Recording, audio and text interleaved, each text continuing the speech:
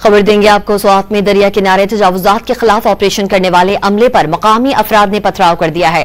पथराव से executive driver समेत 3 अफराद जख्मी हो गए हैं। पुलिस ने 8 अफराद को गिरफ्तार कर लिया। तजावुजात के खिलाफ जारी ऑपरेशन रोक दिया गया है। मजीद जानते हैं डॉन न्यूज के नुमाइंदे मुराद खान से। मुराद, बताइएगा, आप इस वक्त वहां पर मौजूद हैं, ताजा तरीन क्या सूरत हाल है?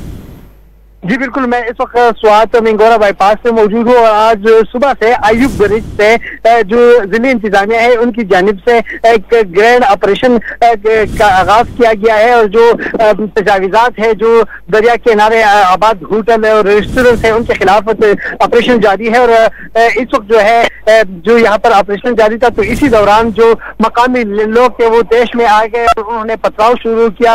उनका कहना था कि जो यहाँ पर सियासी और 62 लोग हैं, पहले उनके होटल और रेस्टोरेंट गिराए, उसके बाद हमारे होटल और जो तजावीज़ात है इनके खिलाफ आप कार्रवाई करें।